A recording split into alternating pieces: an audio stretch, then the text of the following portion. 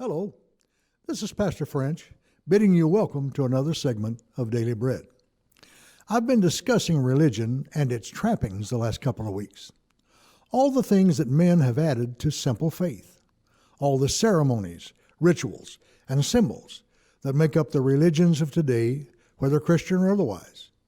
My question has always been, where were they in the early church? There were no particular saints in the early church. In fact, all the early believers were called saints by the apostles. There are 61 references to the word in the New Testament, and in every case, it is referring to all the people of the Lord. Vine's Word Studies gives this definition.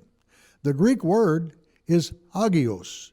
It is used as a noun in the singular in Philippians 4:21, where every is used with it.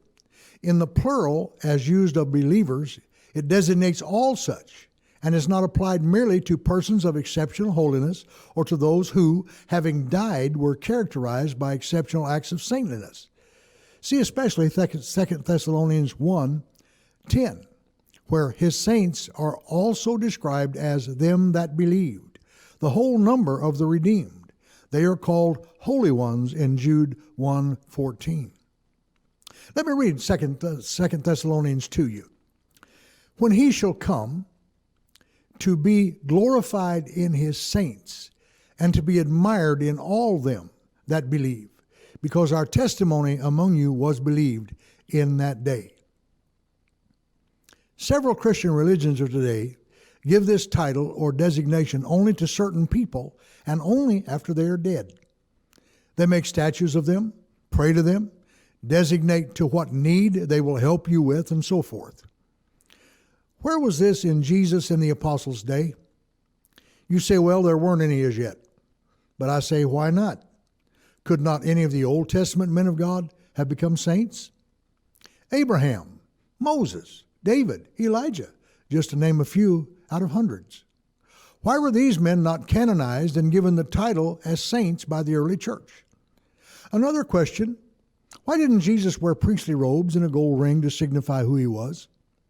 The Bible tells us that he wore a plain robe, and he asked no one to bow down to him. In the book of Isaiah, chapter 53, verse 2, we read a description of how Jesus would be. For he grew up before him as a young plant, and like a root out of dry ground. He had no form or majesty that we should look at him, and no beauty that we should desire him. This does not describe a man wearing majestic robes, sitting on a throne. Where in the New Testament do we read a description of anything near what we see in religion today? Another question, why didn't Jesus start a building fund, build a tabernacle, come up with a name for the place, and have a mega church? Could he not have done that? I think he could have, and there would have not have been enough room in the building to contain the crowds. The Colosseum of Rome would have been too small.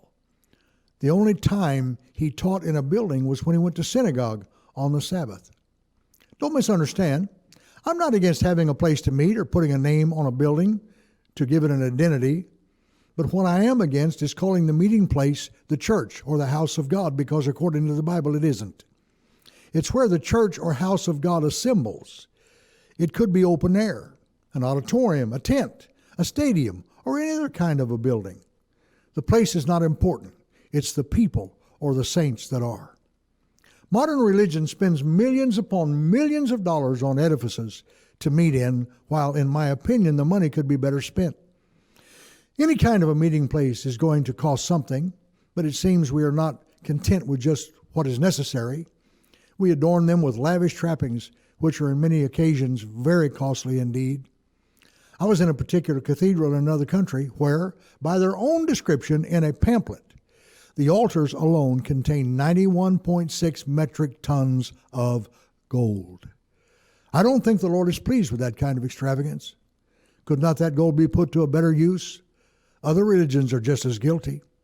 When I was in the Middle East, I visited several mosques, and they were extravagant as well. Many of the temples in India and other places in the world are the same. When will men learn that the Lord is not interested in the trappings of religion, but in the people? The Bible does not say, for God so loved the buildings or statues or anything inanimate, but he so loved the world, which means the people, that he gave his Son that we might know how to conduct ourselves and gain life. You, my brothers and sisters, are the ones Jesus came for. He came to redeem people for the kingdom of his Father. Thanks for watching, and remember, until next time, give love, give life, give Jesus.